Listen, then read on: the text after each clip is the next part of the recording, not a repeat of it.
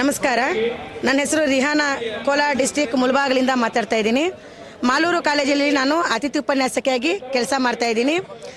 ನಾನು ಈ ಮಾಧ್ಯಮದ ಮುಖಾಂತರ ತಿಳಿಯಪಡಿಸೋದೇನೆಂದರೆ, ನಾನು ಮುಖ್ಯಮಂತ್ರಿಗಳಲ್ಲಿ ನನ್ನ ಒಂದು ಸವಿನಯವಾದಂತಹ ಒಂದು ವಿನಂತಿ ಮಾಡ್ಕೊಳ್ತಾ ಇದ್ದೀನಿ.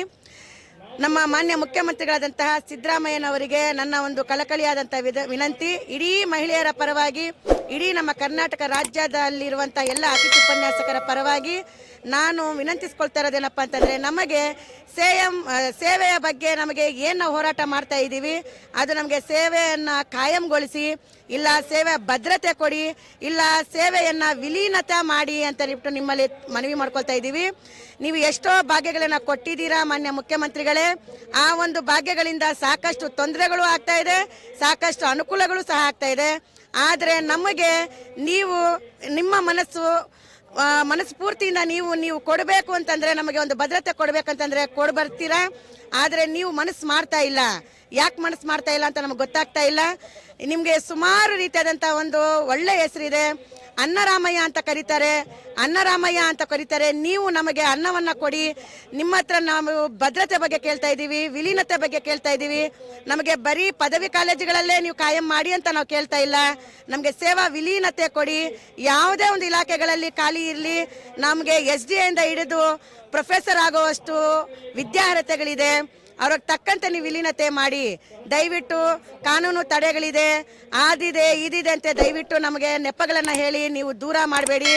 ನೀವು ಮನಸ್ಸು ಮಾಡಿದರೆ ಇಡೀ ರಾಜ್ಯಾದ್ಯಂತ ಅತಿಥಿ ಉಪನ್ಯಾಸಕರು ಮನೆ ಮನೆಗೂ ನಿಮ್ಮ ಒಂದು ಫೋಟೋನ ಇಟ್ಟು ನಾವು ಮನೆ ದೇವ್ರ ಥರ ನಿಮ್ಮನ್ನು ಪೂಜೆ ಮಾಡ್ತೀವಿ.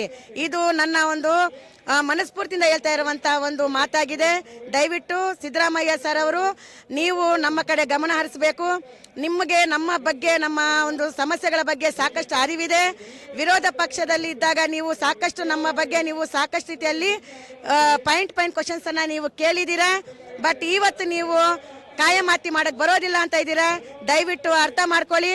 ನೀವೇ ಅವತ್ತು ಹೇಳಿದ್ದೀರಾ ಕಾಯಂಗೊಳಿಸಬೇಕು, ಇವರ ಸಮಸ್ಯೆ ಹೆಚ್ಚಾಗಿದೆ ಅಂತ. ಬಟ್ ಇವತ್ತು ನೀವೇ ಇದ್ದೀರಾ.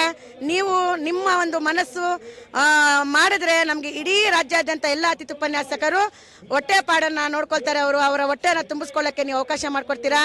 ಅನ್ನರಾಮಯ್ಯ ಆಗಿರೋಂಥವ್ರು ಯಾವತ್ತಿಗೂ ನೀವು ನಮ್ಮ ಜೀವನ ಪರ್ಯಂತ ನಾವು ನಿಮಗೆ ಋಣವಾಗಿರ್ತೀವಿ. ಅನ್ನರಾಮಯ್ಯವಾಗಿ ನೀವು ನಮಗೆ ಕಾಣಿಸ್ಕೋಬೇಕು ಅಂತ ಹೇಳ್ತಾ ಇದ್ದೀನಿ.